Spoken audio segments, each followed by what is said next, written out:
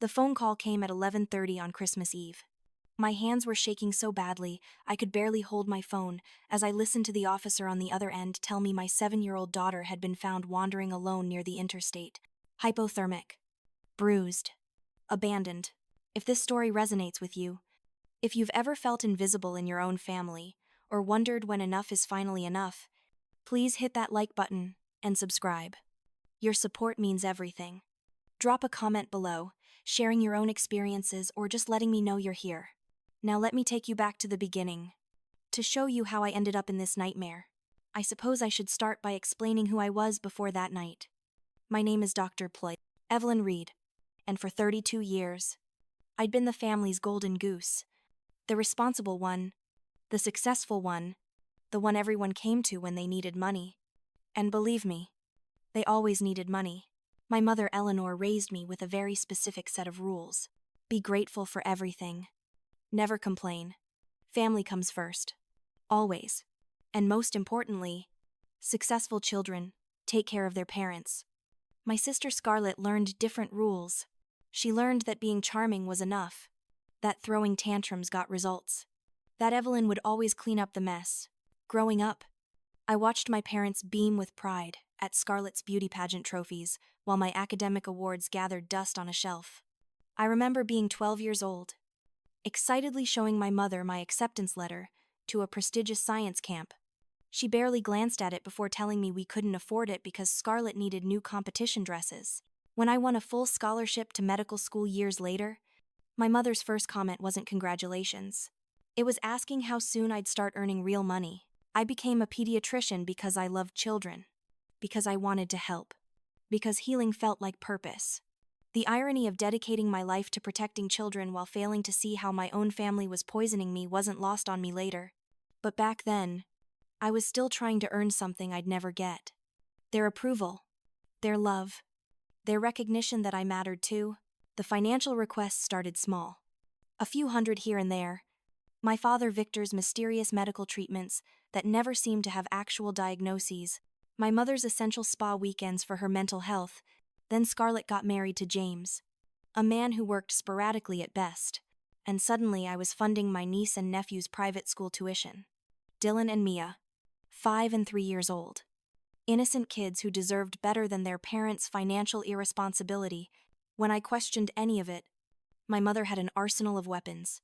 Guilt. You want your own mother to suffer. Comparison. Scarlett never makes us beg for help. And the nuclear option.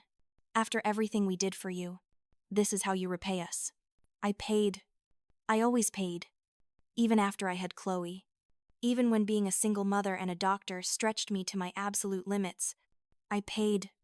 My daughter's father had disappeared before she was born, and I'd built a life for us through sheer determination and exhausting work. But I still sent money to my family every month like clockwork. $5,000 to my parents, $3,000 for Dylan and Mia's school. Random emergencies that always seemed to cost exactly what I had left in my account. My best friend Sarah tried to warn me. We'd been friends since medical school, and she'd watched my family dynamics with increasing concern over the years. During one of our rare coffee breaks at the hospital, she'd looked at me with those serious brown eyes and said what I needed to hear, but wasn't ready to accept. You know they're using you. Right, she'd asked gently. You're not their daughter. You're their ATM. I'd defended them automatically. They're my family. Family helps each other. She'd shaken her head. Help goes both ways. Evie, when was the last time any of them helped you? I couldn't answer that question. I still can't. The breaking point came during what should have been a magical Christmas. I'd been scheduled for a brutal holiday shift, but my mother had insisted, practically begged, that Chloe spend Christmas Eve with them. It would be good for her to be with family. Eleanor had said, "You work too much anyway. Let us make memories with our granddaughter." Something in my chest had loosened at those words. Maybe things were changing. Maybe they finally saw me. Saw us. As more than a funding source. I'd agreed, ignoring the small voice in my head that whispered warnings. I dropped Chloe off that morning with her little overnight bag and her favorite stuffed rabbit. Watching her skip into my parents' pristine suburban home, the shift was hell. 3 emergencies. 2 near tragedies. and one miracle that left me sobbing in the supply closet from relief and exhaustion. I'd been planning to pick Chloe up first thing Christmas morning, imagining her excitement about presents, when my phone rang at 11:30. "This is Detective Ben Carter with the County Police Department. I'm calling about Chloe Reed. Are you her mother?" My heart stopped. Everything stopped. "She's safe now." It continued quickly. "But we need you to come down to the station. There's been an incident." The drive to the station exists in my memory as a blur of panic and prayer. "Please let her be okay. Please let this be a misunderstanding. Please. Please. Please." The police station was harsh, fluorescent lights, and the smell of burnt coffee and despair. Detective Carter met me at the entrance. A solid man in his 50s with kind eyes and a grim expression that made my stomach drop. "Your daughter is physically okay," he said first, and I nearly collapsed with relief. "But Ms. Reed, we need to talk about what happened tonight." "Mommy," she whispered, and I was across the room in seconds, pulling her into my arms, checking her over with my doctor's hands and my mother's heart. Detective Carter gave us a moment before sitting down across from us. "I need to understand what happened tonight. A truck driver found Chloe walking on the shoulder of Interstate 95 around 10:45. She was hypothermic, disoriented, and had been out there for an estimated 45 minutes to an hour." My arms tightened around Chloe. "That's impossible. She was with my family. With her grandmother and aunt. That's what Chloe told us too," he said carefully. "She says they left her there, that they told her to get out of the car and drove away." The room tilted. No. That couldn't be right. They wouldn't. They couldn't. "Can you tell me what happened?" "Sweetheart," Detective Carter asked Chloe gently, "you're not in any trouble. We just want to understand." Chloe's small voice was barely audible against my chest. "Dylan wanted my new coloring book. The one Mommy got me. I said no because it was mine. Aunt Scarlett got really mad. She said I was being selfish, that I wasn't being a good cousin. Grandma Eleanor said I needed to learn to share. I tried to give him a different book." Chloe continued, starting to cry. "But Dylan threw it and said he wanted mine. I said no again. Aunt Scarlett grabbed my arm really hard and said I was a spoiled brat just like my mother. Then she slapped me." The world went red. The mark on her face, the handprint that was so clear now that I was looking for it, an adult hand on my baby's face. I started crying. Chloe whispered, "Grandma said I was being dramatic. That I was ruining Christmas for everyone. Aunt Scarlett said maybe I should just go home if I was going to act like this. I said I wanted Mommy. And then Grandma said she had a better idea." Detective Carter's expression was stone. "What happened next?" "Chloe, they put me in the car. Grandma was driving. Aunt Scarlett was in the front seat. They didn't talk to me. We drove for a while and then Grandma pulled over. Aunt Scarlett opened my door and told me to get out. I asked why, and she said I could walk home if I was going to be ungrateful. I said it was dark and I was scared. She said that was my problem. Then they drove away." Silence filled the room like poison. Detective Carter was watching me carefully, probably assessing whether I was part of this, whether I'd known, whether I was complicit. I felt like I was drowning. "How did you know to call me?" I finally managed to ask. "Chloe had her name and your phone number memorized. Smart kid you've got there." "The truck driver who found her called 911 immediately. Chloe was checked out at the hospital. No frostbite. Mild hypothermia that's been treated. But Ms. Reed, this is a serious situation. We're talking about child endangerment at minimum. Possibly assault. I need to know if you want to press charges."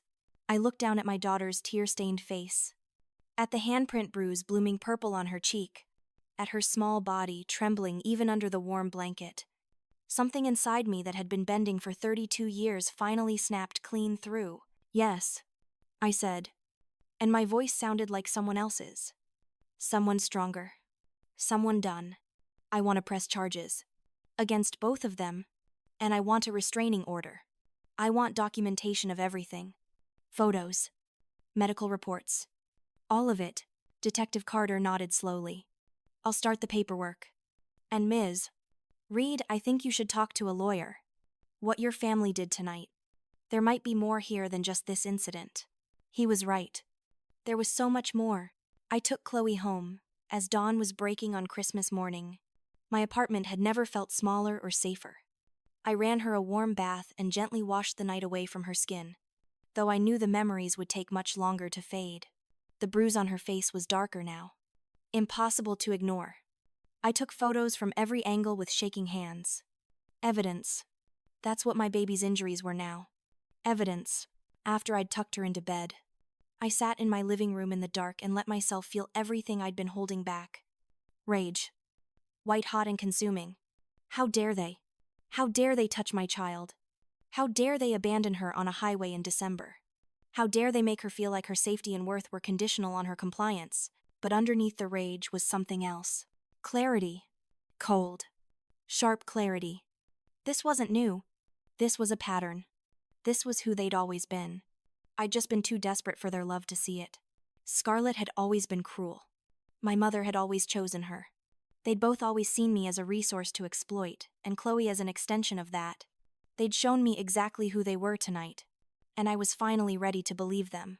I called into work and took emergency leave. Then I made a list. Document everything. File police report. Get Lavier. Protect Chloe. Cut them off.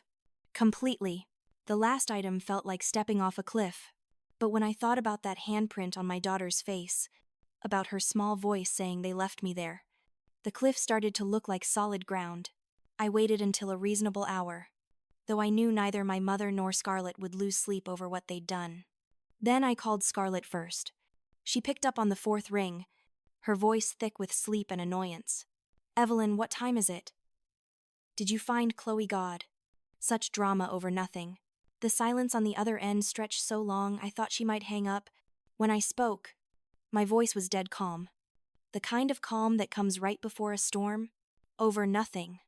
I let each word drop like a stone. "You slapped my 7-year-old daughter hard enough to leave a bruise. You and Mother abandoned her on the side of Interstate 95 in December. In the dark. In 28-degree weather. And you call it nothing." Another pause. Longer this time. Then Scarlett's voice came back, and the sleepy annoyance had curdled into something defensive and ugly. "Oh, please." The words dripped with contempt. I barely tapped her. "Evelyn." She was being a complete brat. "Someone needed to teach that child some manners, since you clearly aren't doing it. You let her run wild. Never say no to anything. And now look what happens. She can't share, can't behave, can't show basic respect. And spare me the dramatics about the highway. We pulled over at an exit ramp. There was a gas station right there. Maybe half a mile. Tops. She could have walked it in 10 minutes if she wasn't being so theatrical about everything. My grip tightened on the phone until my knuckles went white. My throat felt tight, but I forced the words out, each one precise and controlled. "She's 7 years old. Scarlett. 7. You left my baby alone in the dark. In freezing temperatures, to walk half a mile to a gas station that she couldn't even see from where you abandoned her. She was wearing a thin jacket. She was terrified. She could have frozen to death. She could have been hit by a car. She could have been taken by anyone driving by. She could have died out there. And you're sitting there telling me it was no big deal." Scarlett's laugh was sharp and cutting. The same laugh she'd used when we were kids, and she wanted to make me feel small. "Stupid. Beneath hair. God. You're so dramatic. You've always been this way. Evelyn. Always making everything into some huge tragedy when it's just life. She was fine. Wasn't she? Kids are tougher than you think. They bounce back. Maybe if you didn't coddle her. Like she's made of glass. If you actually taught her consequences, instead of just giving her whatever she wants, she wouldn't be such a spoiled little princess who throws tantrums when she has to share her precious toys." Something inside me crystallized. Hard and cold and final. The part of me that had spent 32 years trying to earn this woman's respect, trying to be good enough, trying to smooth over her cruelty with my money and my silence. That part just died. I felt it happen, felt the snap. "I'm done." My voice came out quiet, but there was steel in it that surprised even me. "I'm done with you, Scarlett. Done with your manipulation. Done with your cruelty. Done with funding your entire life while you abuse my daughter. Every dollar I've ever sent you stops today. Right now. The school tuition for Dylan and Mia gone. Your emergency loans. Over. Your family vacations. Your shopping sprees. Your endless financial crises that somehow always get resolved with my money. Figure it out yourself. All of it ends this second. Dead silence. Not even breathing on the other end. Then she exploded like a bomb. You can't do that. Her voice shot up an octave. Panic, bleeding through the anger. Those kids need that school. Dylan's thriving there. Mia finally has friends. What's wrong with you? You'd punish your own niece and nephew. Innocent children. Just to spite me. You'd destroy their education. Ruin their future. Pull them out of the only stability they've known. All over this. Over one little incident that you're blowing completely out of proportion, God. You really are the selfish, vindictive bitch Mom always said you were. The word hung in the air between us. Bitch. Selfish. Me. The woman who'd bled herself dry for this family for 15 years. I started laughing, and it felt like something breaking loose in my chest. Something that had been trapped and suffocating for decades. I'm selfish. The laughter died as quickly as it had come, leaving only cold fury. Listen to yourself. Scarlett. Really listen. I have given you hundreds of thousands of dollars. Hundreds of thousands. Do you even comprehend that number I paid for Dylan and Mia's private school tuition while I worked double shifts and Chloe wore hand-me-downs from thrift stores? I covered your rent when James lost another job because he couldn't be bothered to show up on time. I funded your family vacation to Disney World while I couldn't afford to take my own daughter to the local zoo. I sent you money for emergencies that weren't emergencies at all. Just things you wanted but couldn't budget for. I took a breath, and my voice dropped lower. Harder. Each word deliberate. And in all those years, in all those transfers, all those checks, all those times, I sacrificed my own needs and my daughter's needs to bail you out. You never once said thank you. Not once. You just kept demanding more, kept treating it like you're right. Like I owed you my success because you couldn't achieve your own. You've spent 15 years resenting me for working hard, for building something, for not failing like you did. And you took that resentment out on my child. I paused, letting it sink in. So no, Scarlett. I'm not selfish for finally saying no. I'm not vindictive for protecting my daughter from her abuser. I'm done being your ATM. I'm done being your emotional punching bag. I'm done pretending we're family, when all I've ever been to you is a resource to exploit. It wasn't assault, Scarlett hissed, but I could hear the fear creeping into her voice now.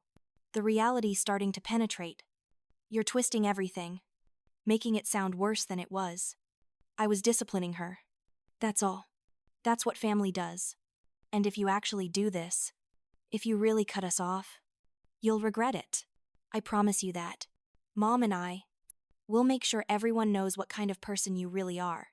We'll tell them how you attacked us for trying to help, how you're an unfit mother, mentally unstable, dangerous to be around.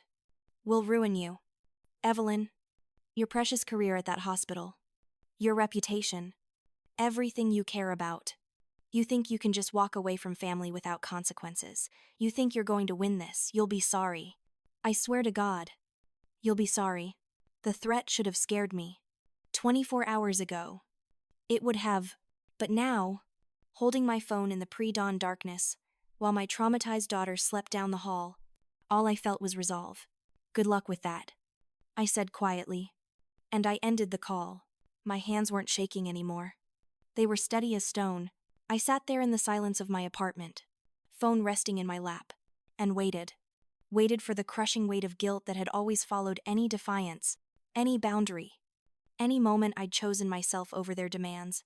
Waited for the voice in my head that sounded like my mother, telling me I was wrong, ungrateful, cruel. Waited for the panic to set in, the fear that I'd made a terrible mistake. It never came. Instead, there was just clarity. Crystal clear. Razor-sharp clarity. They were going to come for me. They were going to try to destroy everything I'd built, and I was going to be ready. 15 minutes later, my phone rang again. I didn't even need to look at the screen to know who it was. My mother didn't even let it ring twice. She'd been waiting. Evelyn Marie Reed. Her voice could have frozen water. What have you done, Scarlett? Just called me absolutely hysterical. Sobbing about how you threatened her. How you're abandoning those poor children. How you're having some kind of breakdown. How dare you? How dare you threaten your own sister like that? After everything we've done for you, everything we've sacrificed, to raise you and support you. This is how you repay us. The script was so familiar it was almost comforting. Almost funny. I could have recited her next lines before she said them. But I didn't interrupt. I let her spend her ammunition. Do you have any idea what you've put us through tonight? Eleanor continued, her voice rising. The embarrassment, the humiliation, having the police call us like we're criminals. Scarlett is devastated. Absolutely devastated. Your father's blood pressure is through the roof. And for what? Because we tried to teach your child some basic manners. Because we attempted to instill some discipline that you clearly aren't capable of providing. The words washed over me like white noise. I'd heard versions of this speech my entire life. Always my fault. Always my failure. Always my responsibility to fix whatever chaos they'd created. After everything you've done for me, I let the words fall flat. Emotionless. You left my daughter on the side of the road in the middle of winter. Mother. Scarlett hit her hard enough to leave a bruise that the medical examiner photographed as evidence. I have a police report documenting child abuse and endangerment. I have photographs of the handprint on Chloe's face. I have Detective Carter's official statement. I have the hospital report showing hypothermia. I have the truck driver's witness testimony describing a terrified 7-year-old abandoned in the dark. I paused, then continued in that same flat voice. This isn't about family drama or hurt feelings or a disagreement about parenting styles. This isn't about me being dramatic or overreacting. This is about you and Scarlett committing crimes against a child. Against my child. And you're going to face the consequences. Eleanor's voice turned sharp as a blade. All pretense of maternal concern evaporating. Don't you dare lecture me about consequences. Young lady, don't you dare use that tone with me. Chloe was being difficult and disrespectful. She was acting like a spoiled brat.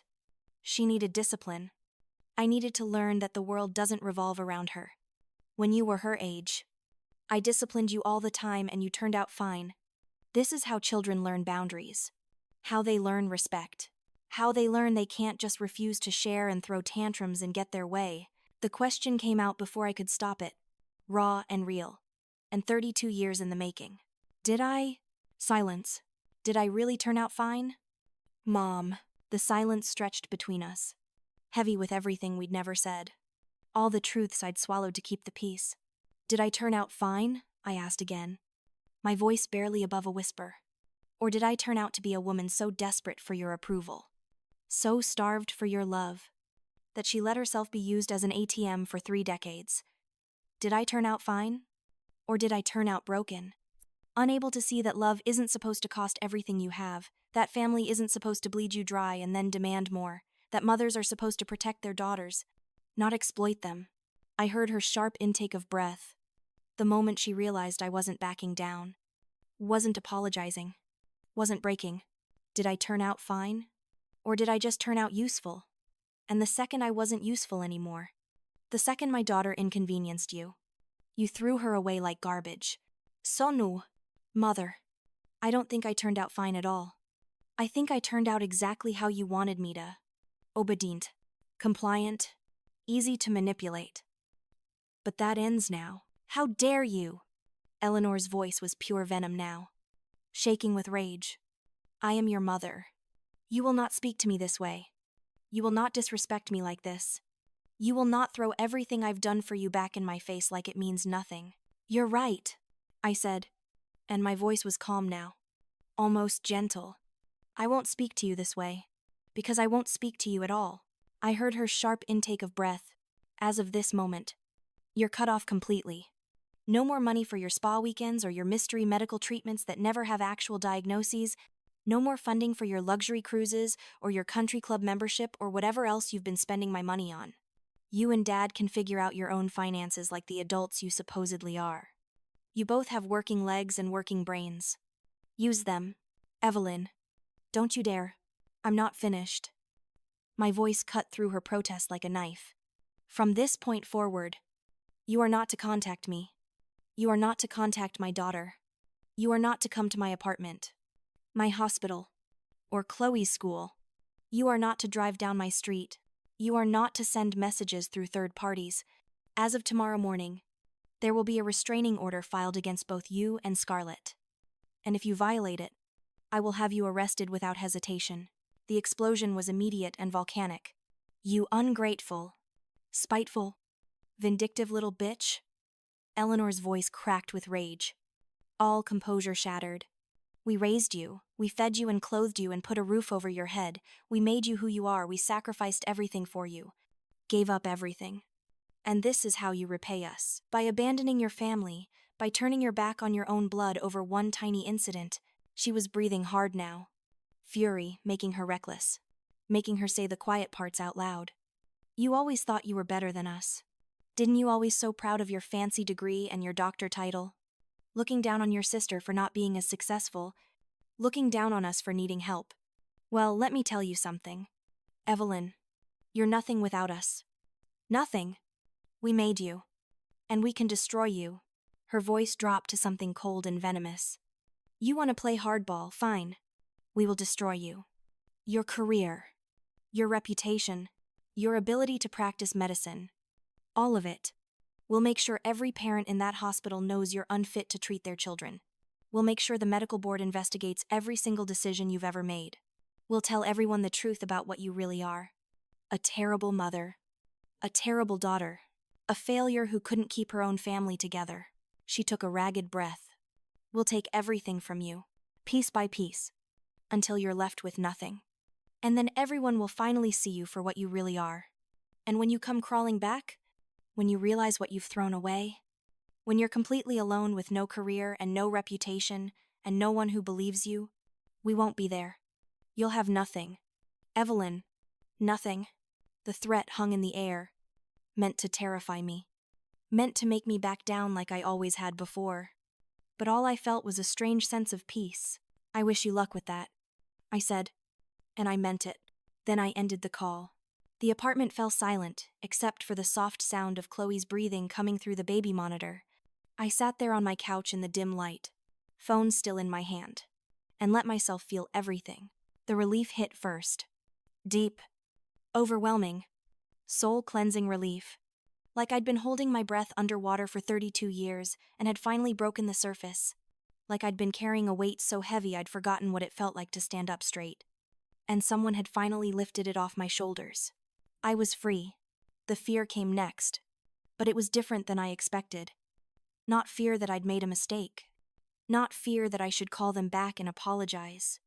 Just practical fear about the battle ahead. And underneath that, determination. They were going to come for me with everything they had. And I was going to fight back with everything I had. And I was going to win. Because I had something they didn't. I had the truth.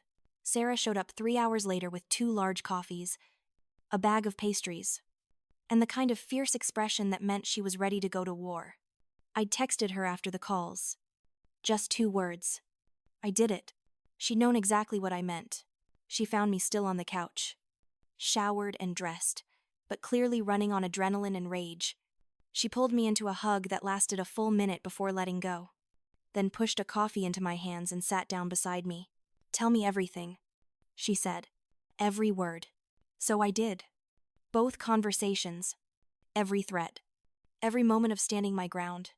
When I finished, Sarah was quiet for a long moment, her eyes bright with tears. She was too stubborn to let fall. I am so incredibly proud of you, she finally said, her voice thick with emotion. Do you know how huge this is? Do you understand what you just did? I cut off my toxic family. I offered weakly. No. Sarah turned to face me fully, taking both my hands in hers. You chose yourself. You chose Chloe. Evie. I have watched you torture yourself over these people for 15 years. Watched you send money you couldn't afford. Drop everything for their emergencies. Apologize for things that weren't your fault. Twist yourself into knots trying to be good enough for people who were never going to see you. And I watched it eat you alive, piece by piece, until I barely recognized my best friend anymore. She wiped her eyes roughly. But today you drew a line, and you held it even when they hit you with everything they had. You protected your daughter and yourself. That takes more courage than most people will ever have. Then her expression shifted, became more serious, more worried. But Evie, you need to understand something. They meant those threats. Every word. People like Eleanor and Scarlett don't just accept losing their cash cow. They're going to escalate. Fast and hard and ugly. You need protection. You need a lawyer. A really, really good one. I know. I said. Do you know anyone? Sarah smiled. And there was something fierce in it. Something that reminded me why we'd been friends for so long. I know exactly the person. Let me make a call. Michael Thorne's office was downtown in one of those old buildings that had been renovated with exposed brick and floor-to-ceiling windows. Sarah had called ahead, explained the basics, and he'd agreed to see me the day after Christmas, despite technically being on vacation. I owe Sarah, he'd apparently said, and this sounds like it can't wait. He was younger than I'd expected, maybe 38 or 39, with dark hair starting to gray at the temples and eyes that miss nothing. His handshake was firm, his office organized but lived in, and when he gestured for me to sit across from his desk, his focus was immediate and complete. Sarah sent me your police report and the medical examiner's photos, he said without preamble. But I want to hear the whole story from you. Start from the beginning. Don't leave anything out. Every detail matters, even the ones that don't seem important. So I told him, all of it. Growing up as the invisible daughter while Scarlett got all the attention, the financial exploitation that had started small and grown into a monster that had consumed my life, the pattern of emotional manipulation, the guilt trips, the threats disguised as concern, and finally, the night that changed everything. Chloe abandoned and injured. The police report, the confrontations with Scarlett and Eleanor, their threats to destroy my career. Michael took notes throughout, his pen moving swiftly across his legal pad, his expression growing darker and more serious with each revelation. When I finished, he set down his pen and looked at me with something like grim respect mixed with controlled anger. Doctor, read, he said carefully, his voice professional, but I could hear the edge in it. What happened to your daughter Christmas Eve is criminal. Clear-cut child endangerment and assault. That alone would be enough for charges. But what you've described here is much bigger than one incident. This is a systematic pattern of financial exploitation, emotional abuse, and psychological manipulation that's been going on for decades. You weren't just their daughter and sister. You were their retirement plan, their emergency fund, and their scapegoat all rolled into one. He leaned forward, elbows on his desk, his eyes intense. They're not going to let you walk away quietly. Based on your mother's threats and your sister's history, they're going to escalate. Fast and hard. They're going to try to destroy your credibility, your career, your reputation, everything. We need to be 3 steps ahead of them starting right now. Today. A chill ran down my spine. What do we do? Michael ticked items off on his fingers, his voice calm and organized, even as he described what felt like preparing for war. First, we document everything. We formalize the police report and make absolutely certain criminal charges are properly filed against both Scarlett and your mother. We petition for an emergency restraining order that covers both you and Chloe. Effective, immediately. We gather every single piece of financial documentation you have. Every bank transfer. Every check. Every Venmo payment. Every text message asking for money. Every email thanking you for helping out. We build an ironclad paper trail showing 15 years of systematic exploitation. He paused, his expression growing even more serious. Second, we prepare for them to attack your credibility. Your mother already explicitly threatened to go after your medical license, which means we have to assume they'll file a complaint with the state medical board. It's their most powerful weapon against you, so we get ahead of it. We gather character statements from colleagues, supervisors, patients' families, anyone who can attest to your competence and character. We document your exemplary work record. We show that any allegations against you are pure retaliation from family members facing criminal charges who just lost their primary income source. My stomach twisted into knots. They can really do that, file complaints about my medical license based on lies. They can try, Michael said carefully. and I appreciated that he wasn't sugarcoating it. That doesn't mean they'll succeed. The medical board has to investigate any formal complaint, regardless of merit. That's protocol. But they're also trained to recognize retaliatory allegations. The timeline alone, filing right after you cut off their money and immediately after criminal charges were filed against them. That's going to be a massive red flag to the board. But yes, they can make your life very difficult for a while, which is why we prepare now. What about social media? I asked, thinking of Scarlett's Facebook presence, her hundreds of friends, her ability to play the victim so convincingly. She's going to lie to everyone we know. She's going to make me look like a monster. Let her, Michael said, and there was something almost predatory in his smile. Social media is noise. Court documents are facts. Let them control the narrative online if it makes them feel powerful. They'll bury themselves. Every false statement they make publicly becomes evidence of their character and credibility. Every exaggeration, every lie, every manipulation, we document it all. We screenshot it. We archive it. We build a file. And when we get to court, we show exactly who they are. We show the pattern. We show the desperation. We show that they're willing to destroy you rather than face consequences for their actions. He looked at me seriously, making sure I was really hearing him. But Dr. Reed, I need you to understand what you're walking into.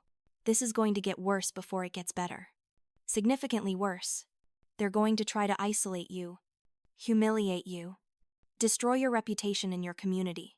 The medical board investigation will take months.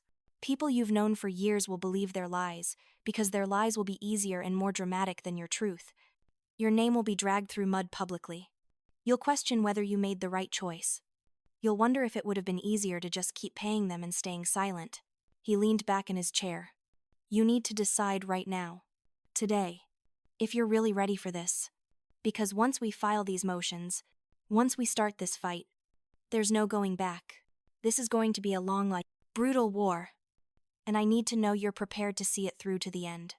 I thought about Chloe asleep in her bed that morning, the bruise on her face, the fear in her eyes when I'd found her at the police station. I thought about 32 years of being told my worth came from my usefulness, of sacrificing myself on the altar of family obligation, of being invisible unless I was writing a check. I thought about the relief I'd felt when I finally said no, when I finally chose my daughter and myself over their approval. I'm ready, I told him, and my voice didn't waver. Whatever it takes, however long it takes, whatever they throw at me, I'm done being their victim. I'm done being afraid. I'm ready to fight. Michael nodded slowly, something like approval in his expression. Good.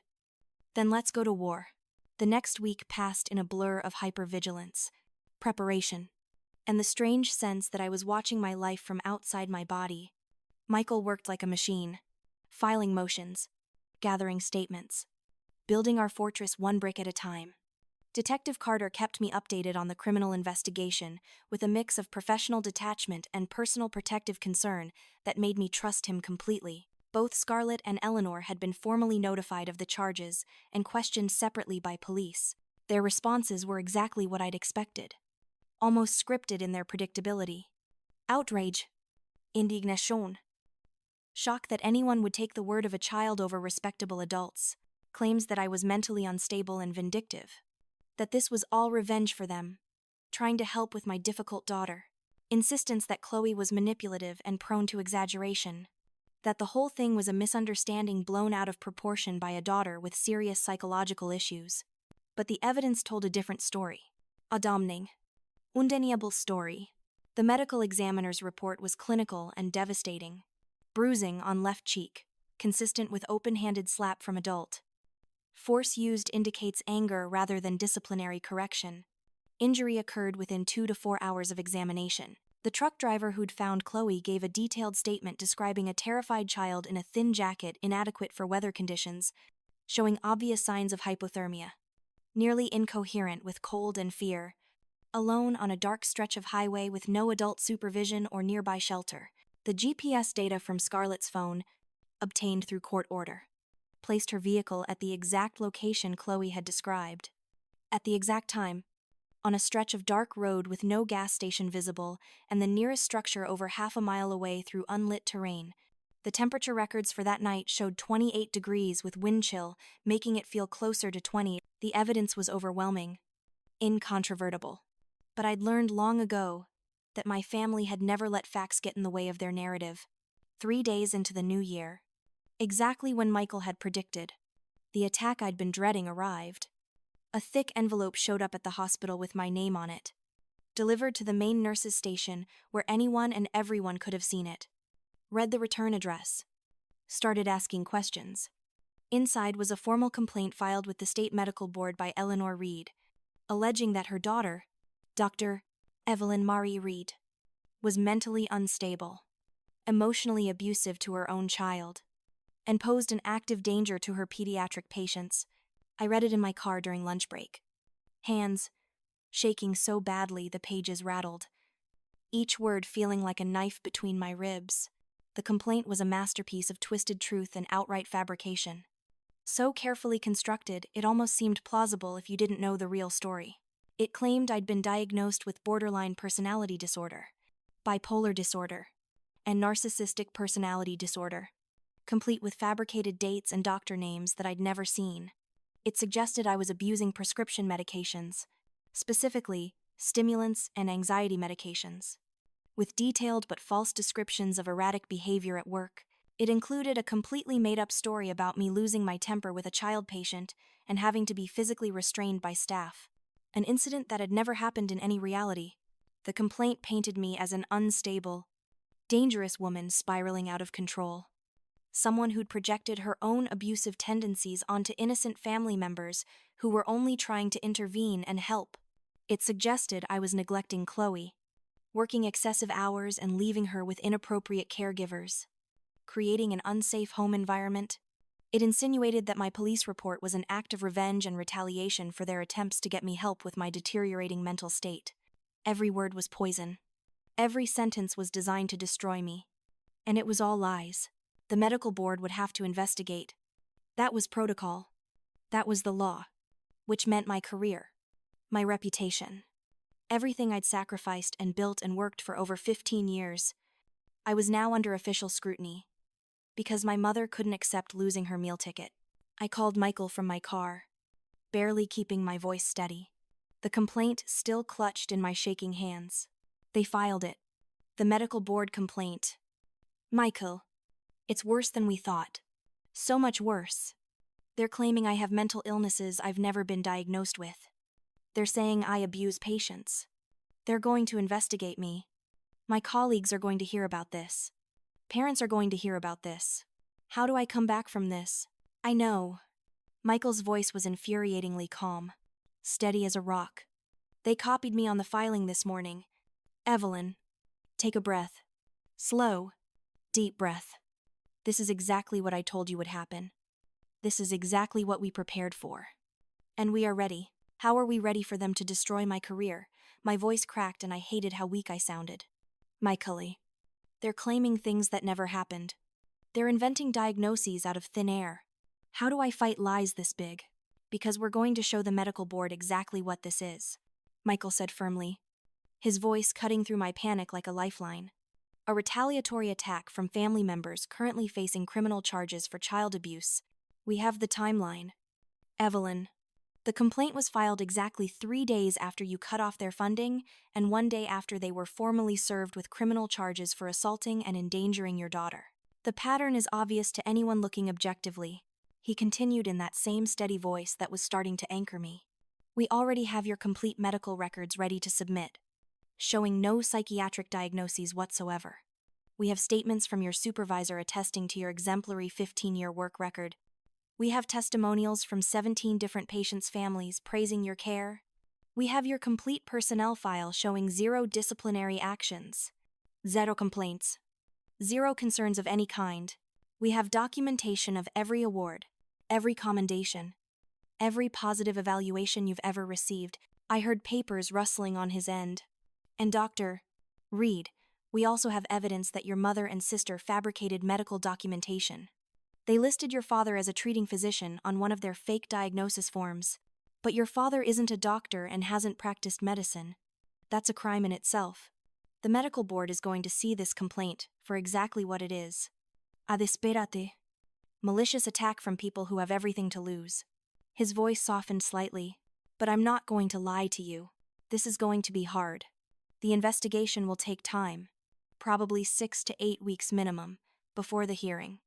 Your family will escalate their public campaign during that time.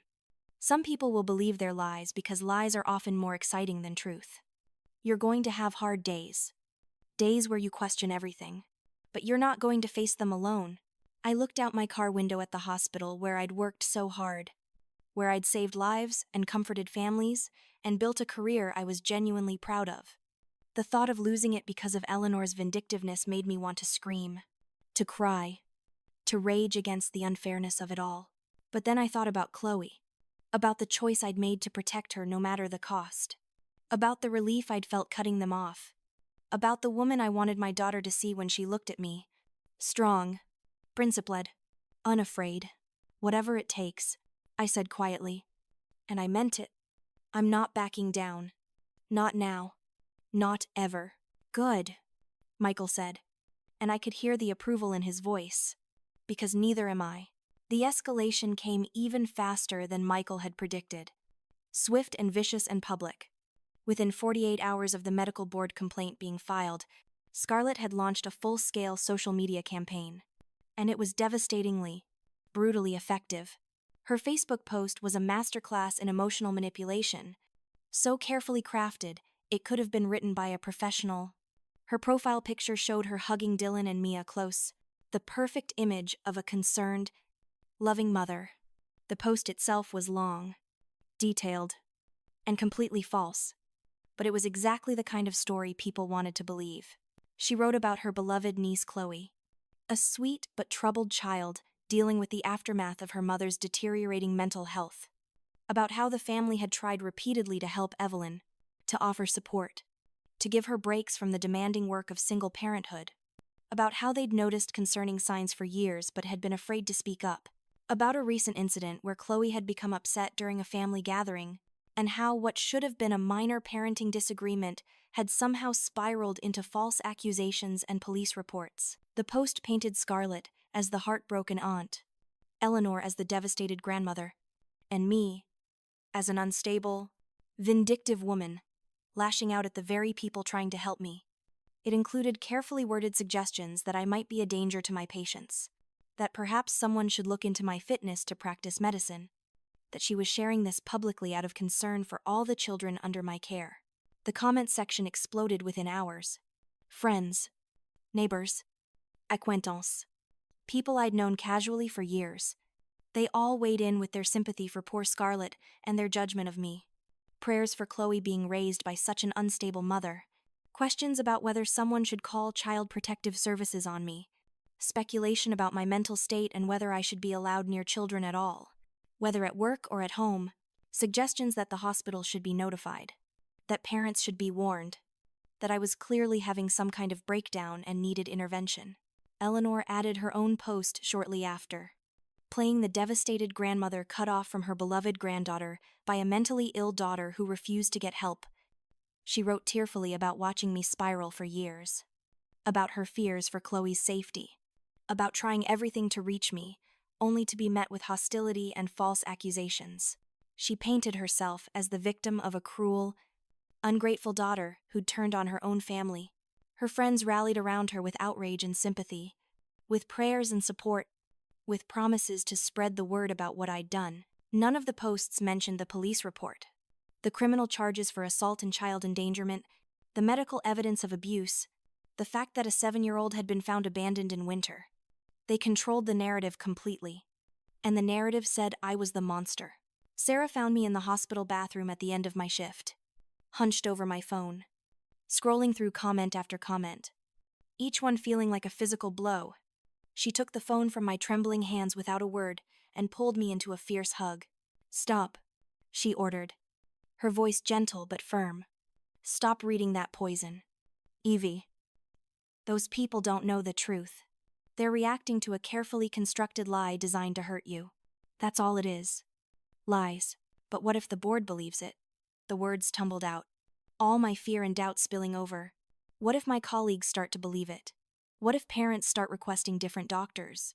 What if everything I've built just falls apart because my family is better at lying than I am at defending myself? Then we show them the truth, Sarah said, holding my shoulders and making me look at her. Listen to me. Really hear me. You have evidence. Real. Documented. Legally verified evidence. You have police reports and medical reports and witness testimony from people who don't have anything to gain by lying. You have 15 years of exemplary work history. You have patients who love you and colleagues who respect you. You have the truth. She gestured dismissively at my phone.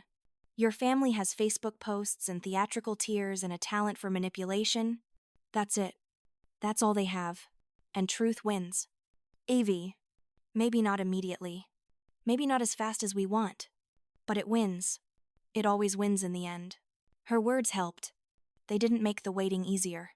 Didn't stop the anxiety that woke me up at 3 a.m. But they helped. The medical board scheduled a formal hearing for 6 weeks out. 6 weeks, that felt like 6 years of living under a cloud of investigation while my family poisoned every well they could reach. Michael worked around the clock, methodical and relentless. He gathered evidence, took statements, built our case with the precision of a master craftsman. Detective Carter continued his investigation, and he kept me updated with regular calls that became as much moral support as professional updates. He called me one evening about 10 days after the board complaint was filed. His voice carried a weight that made me set down the laundry I was folding and sit. Dr. Reed, I wanted to update you on what we've uncovered about your sister. He paused, and I could hear him choosing his words carefully. This isn't easy information to hear, but you need to know the full picture. We found 2 prior complaints filed against Scarlett by Dylan and Mia's elementary school, both regarding aggressive behavior she displayed toward other children at school events. My stomach dropped like a stone. What kind of aggressive behavior? One incident involved her grabbing another child's arm hard enough to leave visible marks after the child accidentally bumped into Mia during dismissal. The mother filed a complaint with the principal. Another incident involved her screaming at and threatening a group of children who hadn't invited Dylan to a birthday party. Using language the school counselor described as highly inappropriate and frightening to the children involved. Both complaints were filed by parents and forwarded to the principal, but never formally pursued because the incidents happened on school grounds, but outside school hours, creating a jurisdictional gray area. It continued, his voice growing grimmer. There's also a Child Protective Services note from 2 years ago. A neighbor reported hearing excessive yelling and what sounded like hitting coming from Scarlett's house on multiple occasions over several months. The neighbor described sounds of children crying and Scarlett screaming threats. CPS investigated, interviewed the children, but closed the case due to lack of physical evidence, and both Dylan and Mia denying any abuse. I felt sick, my mind immediately going to those kids. Oh God, Dylan and Mia. Michael, have they been checked on recently? CPS has been notified of the current charges, and they're monitoring the situation very closely now. The caseworker who handled the original investigation has been reassigned to do another assessment given the new information. If there's abuse happening in that home, Dr. Reed, we'll find it. The criminal case has put Scarlett under a microscope. She can't hide anymore. He paused again, and I could hear something like respect in his voice when he continued. But I'm telling you this because it's going to help your case significantly. This shows pattern in history. It shows your sister has a documented problem with violent behavior toward children. Not just toward Chloe but toward multiple children over years. It makes her claims that Christmas Eve was an isolated incident of reasonable discipline completely untenable. It gives weight and credibility to every allegation you've made. My eyes burned with tears I refused to let fall. Thinking about all the times I'd sent money for Dylan and Mia's school, believing I was helping those kids have a better life, never knowing they might have been living in fear. I'd known Scarlett was cruel. I'd experienced it my whole life. But hearing that she'd potentially been hurting children, possibly her own children, for years, that made it real in a way that cut straight through me. Thank you for telling me. I managed. And Detective Carter, thank you for protecting those kids now. Even if I'd known, I don't know if I would have been brave enough to do something about it before. But you're doing something now. You're doing something now, too, he said quietly. You stood up when it counted. You protected your daughter when your family tried to hurt her. That took courage. Most people don't have. And Dr. Reed, if you'd stayed silent. If you just sent more money and pretended Christmas Eve never happened. Who knows what the next incident might have looked like? You might have saved more than just Chloe that night. The words stayed with me long after we hung up. Through the long evenings preparing for the hearing. Through the sleepless nights, wondering if I'd made the right choice. Through the dark moments when the weight of it all felt crushing. But every time I doubted, every time I wavered, I looked at Chloe. At her smile that was coming back day by day. At the way she played without flinching. At the trust in her eyes when she looked at me. And I knew, with absolute certainty, that I'd made the right choice. Whatever it cost me, protecting her was worth it. So here's what I learned from this whole nightmare. This journey from victim to survivor to fighter. Your family should lift you up, not drain you dry. Blood relation doesn't give anyone the right to abuse you, exploit you, or hurt your children. And sometimes the most courageous, most loving act is protecting yourself and your child by walking away from toxicity, even when it costs you everything you thought family meant. If you're in a situation like mine, if someone in your family is using you, manipulating you, or hurting your children, please know that you can break free. Document everything. Keep records. Take screenshots. Save emails and texts. Find good legal help before you make your move. Surround yourself with people who see your worth, who support your boundaries, who remind you that you deserve better. And believe, really truly believe, deep in your soul, that you deserve better.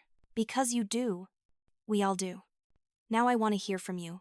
Have you ever had to cut ties with toxic family members? How did you find the courage to stand up for yourself? What advice would you give to someone in a similar situation? Drop your thoughts in the comments below. Your story might be exactly what someone else needs to hear today. And if this story resonated with you, if it gave you hope or perspective, or just made you feel less alone in your own struggles, hit that like button and subscribe to hear how the rest of my story unfolds. These stories matter. Your story matters. And together, sharing our truths and supporting each other, we can break the cycles that have hurt us for too long. Thank you for being here. Thank you for listening. Thank you for witnessing my story. And remember, choosing yourself isn't selfish. It's survival. And you deserve to survive. You deserve to thrive. You deserve to be free.